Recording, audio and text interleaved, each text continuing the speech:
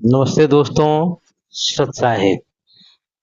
दोस्तों, आपने बहुत से प्रश्न किए, बहुत से उत्तर देने की कोशिश की जा रही है और गुरु जी की दया से जो भी हमें ज्ञान है, जो भी हम समझ पाते हैं, वो आपके समक्ष रखते हैं।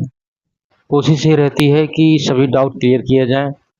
आध्यात्म के सफर में हम लोग निकले हैं तो अच्छी जो ज्ञान हो, जो समझ हो, वो बेहतर रहे, एकदम शंका रहित रहे, जिससे हम आगे पार हो सकें और हमारा काम बन सके। इसमें हमारे जो गुरु भाई लोग हैं, जो भगत लोग हैं, वो भी हैं, शामिल हैं, और जो नाम दीक्षा गुरु जी से नहीं लिए हैं वो भी हैं। और उनमें से बहुत से लोग भी प्रश्न कर रहे हैं हमसे, पर्सनली कनेक्ट भी करते हैं या फिर कमेंट में भी करते हैं।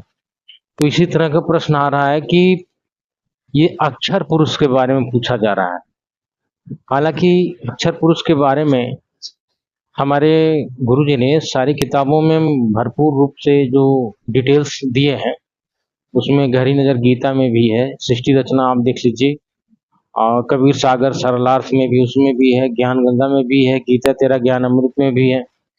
तो आप इन किताबों को थोड़ा स्टडी करिए तो पकड़ में आएगा। लेकिन यह है कि ये पढ़ने के बाद भी जो सबके पास पुस्तकें नहीं होती है कि प्रमाण दिखा सकें, तो लोग पूछते हैं, कहते हैं कि अक्षर पुरुष के बारे में हम ज़्यादा नहीं जानते, यानी पर ब्रह्म। अक्षर पुरुष मतलब पर ब्रह्म, पर ब्रह्म के बारे में ज़्यादा नहीं जानते, सिर्फ सुना है कि हाँ, पर ब्रह्म एक प्रभु है। तो ये गीता में भी 3 प्रकार का पुरुष है, एक क्षर पुरुष, अक्षर पुरुष, एक परम अक्षर पुरुष। क्षर पुरुष तो काल ब्रह्म है, और पर अक्षर पुरुष जो है वो अन्य प्रभु है, जो सात संग ब्रह्मांड का प्रभु है। और जो परम अक्षर पुरुष है वो कबीर साहब है। तो यहाँ अक्षर पुरुष के बात करेंगे। अक्षर अक्षर पुरुष जो है काल ब्रह्म का जो 21 ब्रह्मांड है, नक्शा पर चलिए हम मैप पर दिखाते हैं, आप मैप के साथ। तो देख रहे हैं ना, ये आपके सामने चित्र आ गया है पूरे ब्रह्मांडों का। ये देख रहे हैं ना, ये यहाँ पर हम पहुंच जाते हैं। यहाँ पर ये ये देख रहे हैं ना, ये वाला, ये बीच में जो देख रहे हैं ना, 21 ब्रह्मांड काल का, ये काल प्रभु का 21 ब्रह्मांड है, जिसके एक ब्रह्मांड में हम लोग रहते हैं। तो ये 21 ब्रह्मांड इसका है, जो इसके चारों तरफ घेरा के बाद, देख रहे हैं ना, ये घेरा के बाद ये वाला, ये जो ब्लैक ब्लैक जो आप देख रहे हैं ना, ये घेरा, ये महाशून्य है। ये घेरा मतलब है महाशून्य है।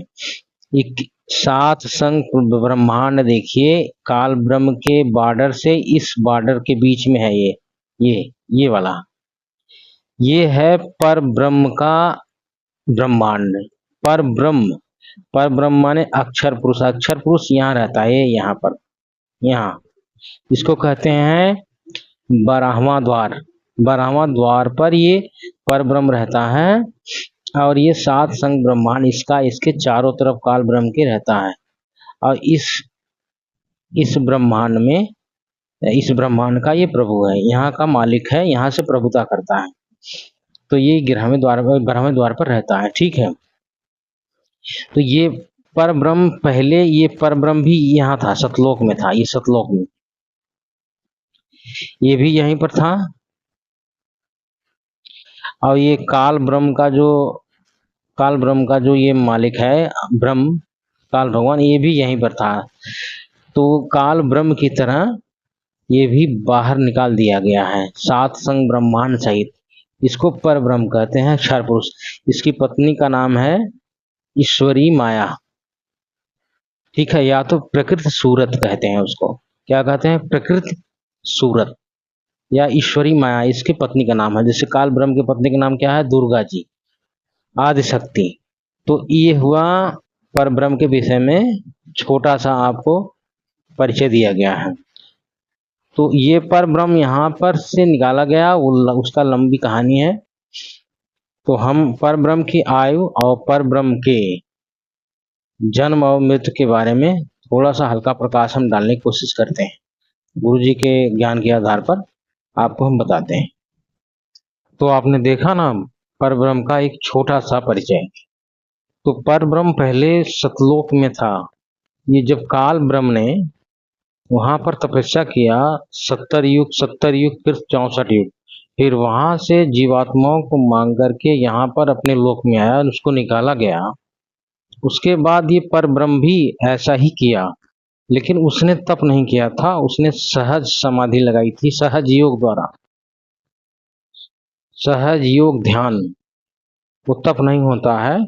उसके आधार पर उसने परमात्मा से उसने भी ये सातसंग ब्रह्मांड मांगा। पूर्ण ब्रह्म कबीर देव से ये सातसंग ब्रह्मांड मांग लिया। और उसमें भी ऐसे ही हुआ कि एक आत्मा ने हाथ उठाया था इसके साथ जाने के लिए, और उस आत्मा को परमात्मा ने ठीक उसी तरह से उसको भी स्त्री रूप बनाया और उसको भी जन्नेंदी नहीं लगाई थी, और वो उसका नाम क्या धराया?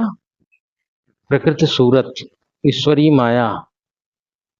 तो उसके बाद फिर उसमें सभी आत्माओं को परमात्मा ने प्रवेश करा दिया सूक्ष्म रूप में, और उसके बाद सात संग ब्रह्मांड सहित उसको भी परमात्मा ने बाहर निकाल दिया।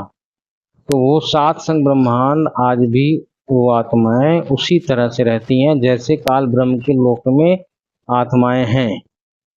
फिर भी बहुत अंतर है, जैसे वहां पर तपस्विला का कष्ट नहीं है। कारण क्या है कि इस तरह से ब्रह्म की तरह उसने गलत काम नहीं किया था। ईश्वरी माया के इच्छा से ही उसने उनको इंद्रिय नाखून द्वारा बनाया, और उसके बाद फिर उन्होंने संतान उत्पत्ति की, उसने सारी सृष्टि क्रिएट किया। तो इस तरह से उसको वहां पर श्रापित ये नहीं है, और न ही वहां पर आत्माओं को ये कष्ट है तपस्विला का। तो इस तरह से वो वहां पर आत्माएं ठीक ऐसे ही 84 लाख योनियां हैं, ऐसे ही पंच तत्वों से शरीर बनी है। इसी तरह से वहां पर भी जन्म मृत्यु होती है, ठीक इसी तरह से। तपस्विला का कष्ट नहीं है। हाँ, ये है कि वहां पर भी कर्म है, कर्म के आधार पर उनको अच्छा बुरा फल मिलता है। वहां भी लेना देना है, वहां भी हिसाब किताब है, सारी चीजें वहां पर भी ऐसे ही है। तो अंतर आप समझ गए होंगे। और अंतर ये भी है कि वहां की जो आत्माएं हैं, जो यहाँ की आत्माओं से बहुत अंतर होता है। वे अच्छे होते हैं, बहुत लंबी आयु होती है। वो जो अक्षर पुरुष है वो 10,000 भुजा का मालिक है, यानी मैक्सिमम वह 10,000 भुजा बना सकता है, और उसको कहते हैं 10,000 कला का मालिक। तो इस तरह से अक्षर पुरुष का ब्रह्मांड चल रहा है। वहां पर अभी तक अक्षर ब्रह्म की मृत्यु नहीं हुई है। जब से वो आया एक बार भी मृत्यु नहीं हुई है, लेकिन आगे भी मृत्यु न हो ऐसा नहीं, मृत्यु होगा। तो ये किसने बताया? कबीर देव ने बताया। कबीर परमेश्वर ने बता रखा है सारी चीज, और उसको जो है हमारे गुरुजी खूब अच्छे से एक्सप्लेन करके हम लोगों को समझा रखे हैं उनकी किताबों में। ठीक है, तो फिर इसकी उम्र कितनी होगी जरा इस पर भी बात कर लेते हैं। ऐसे समझिए, एक चतुर्युग बराबर 43,20,000 वर्ष होता है। ब्रह्मा जी की आयु 7,20,00,000 चतुर्युग होता है। ध्यान देते रहिएगा। विष्णु जी की आयु 50,40,00,000 चतुर्युग होता है। ठीक है, यानी ब्रह्मा जी की आयु का 7 गुना कर दो। फिर आ जाओ आप, तमगुण शिव की आयु कितनी होती है? विष्णु जी की आयु में 7 का गुणा कर दो तो आ जाएगा 3,52,80,00,000 चतुर्युग। ये तमगुण शिव जी की आयु है। अच्छा, उसके बाद फिर आता है सदाशिव, जो महाब्रह्मा, महाविष्णु, महाशिव रूप में काल रहता है। उन तीनों की आयु क्या है? एक ही आयु रहेगी, क्योंकि एक ही है। तो होती क्या आयु? इसी 3,52,80,00,000 में 70,000 का गुणा कर दो, जो आएगा वो हो गई सदाशिव की आयु, यानी महाविष्णु महाब्रह्मा महाशंकर की आयु। अब आते हैं ब्रह्म यानी काल भगवान, जो 21 ब्रह्मांड का प्रभु मुख्य है, जो 11वें द्वार 21 ब्रह्मांड पर विराजमान है, जो तपस्या पर भून करके प्राणियों का आहार करता है, उसकी आयु। उसके रूप जो ब्रह्मा महाविष्णु शंकर की आयु है, उसमें 5 का गुणा हो जाएगा, यानी 3,52,80,00,000 चतुर्युग में 70,000 का गुणा, फिर गुणा 5, तो जो उत्तर आ जाएगा ये काल ब्रह्म की उम्र होगी चतुर्युग में। ठीक है, चतुर्युग में। अब आ जाते हैं अक्षर पुरुष यानी पर ब्रह्म की आयु कितनी है। 3,52,80,00,000 जो है उसमें हम 1,000 का गुणा करेंगे तो आ जाएगा पर ब्रह्म के एक दिन की आयु, पर ब्रह्म की एक दिन की आयु। उसमें फिर रात का गुणा करेंगे तो गुणे 2 कर देंगे, तो एक दिन एक रात की उम्र हो गई। उसके बाद फिर कुल टोटल होते हैं 365 दिन, तो उसमें 365 का गुणा कर देंगे। इस तरह से हो जाएगा 1 वर्ष की आयु। अक्षर ब्रह्म की 1 वर्ष की आयु हुई। अक्षर ब्रह्म की कुल आयु 100 वर्ष होती है, इसलिए हम इसमें फिर गुणा करेंगे 100, तो कुल मिलाकर के ये हुआ अक्षर ब्रह्म की आयु। ठीक है सत साहिब।